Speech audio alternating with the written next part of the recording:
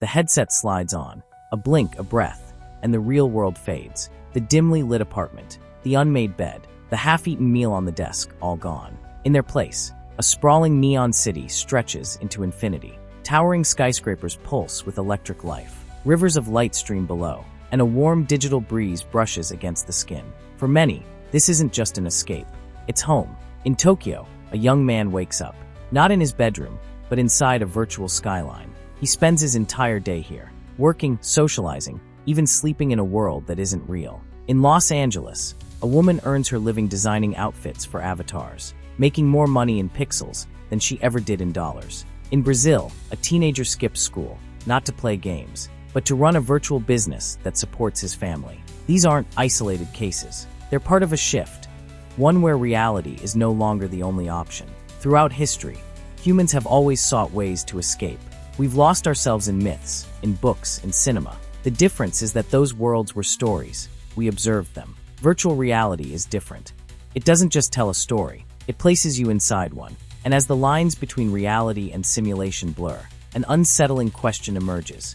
If a world feels real enough, does it even matter if it isn't? Psychologists warn that the brain isn't wired to distinguish between vivid simulation and lived experience. When someone spends hours, days, fully immersed in a virtual world, their emotions, their memories, even their sense of self begins to adapt. The mind stops treating it as fiction.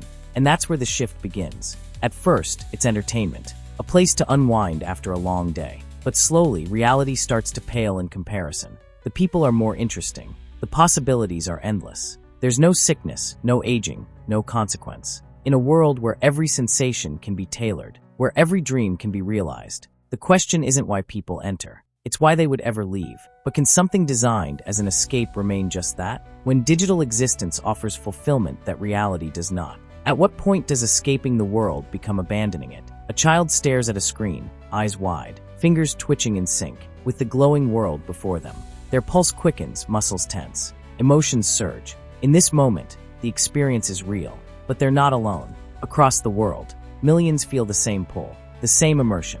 And for some, the digital world isn't just more exciting, it's more rewarding. Scientists have long understood the power of escapism, the way the mind seeks refuge in stories, in fantasy. But virtual reality is different. It doesn't just offer escape, it alters perception. Every sight, every sound, every interaction feeds into the brain's reward system, reinforcing the experience as something valuable, something meaningful. The chemical driving it?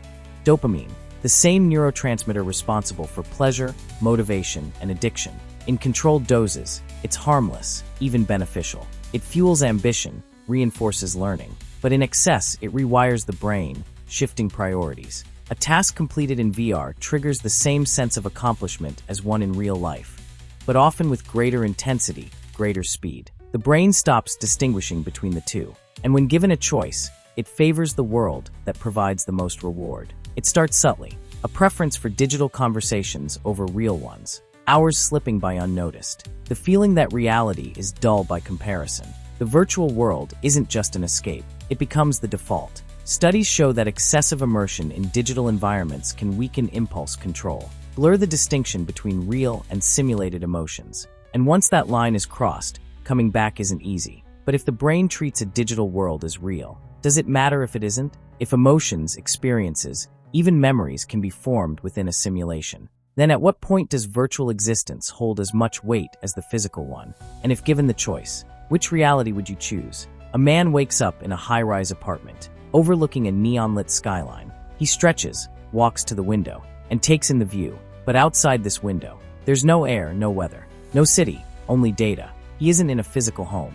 He's inside a server, a rented space in a digital world, where he lives, works, and thrives. And he's not alone. Across the world, millions are logging into lives that exist entirely within virtual environments. They buy virtual land, decorate digital homes, attend corporate meetings with colleagues who are miles away, but feel inches apart. Transactions aren't made with dollars, but with cryptocurrencies native to these spaces. Economies that exist without physical foundations, yet hold real-world value.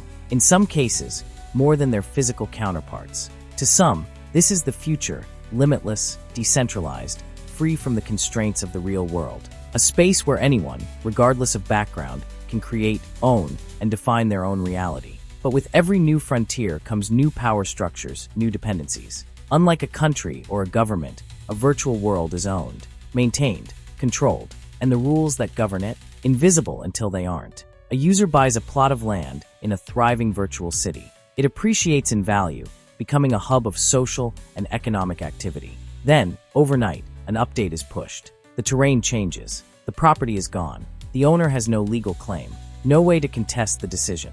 In this space, law is not written, it's coded.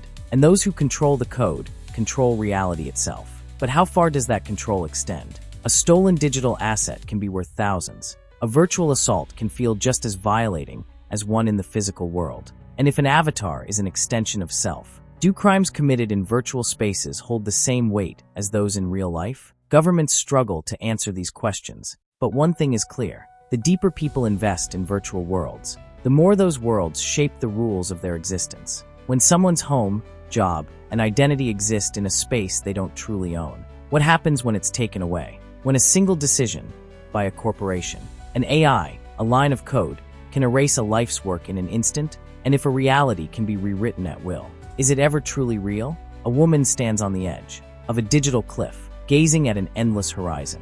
That doesn't exist. The wind against her skin, the distant hum of waves below, it all feels real. But with a simple command, the ocean turns red, the sky fractures into 1,000 swirling patterns, and gravity itself bends.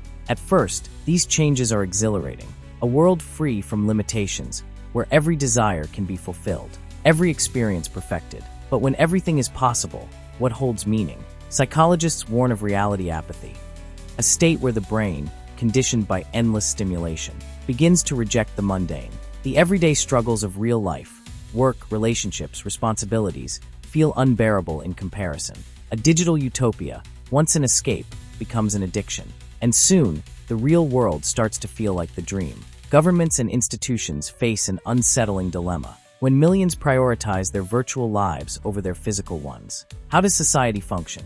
In Japan, the phenomenon of hikikomori, people who withdraw entirely from the outside world, has been exacerbated by immersive technology. Some corporations now offer jobs exclusively within virtual environments, eliminating the need for physical presence. In South Korea, laws have been proposed to limit extended VR use, treating it like a controlled substance. But can you regulate an alternate reality when people willingly choose to abandon their own? And yet, for others, virtual existence isn't an escape, it's an evolution. A new form of life, unrestricted by biology, where consciousness can persist indefinitely. Some scientists theorize that as brain-machine interfaces advance, the distinction between human and digital existence will dissolve entirely. Instead of escaping reality, people may choose to transcend it. But if identity, memory, and experience can all exist independently of the body, what remains of what it means to be human? If the real world becomes optional, does it still hold value? Or is reality not defined by where we exist, but by what we choose to believe? A city hums with life, streets filled with people, conversations blending into a distant murmur. But half of them aren't really here. Their bodies move through the motions, eyes distant, minds elsewhere. For some, this shift is liberating.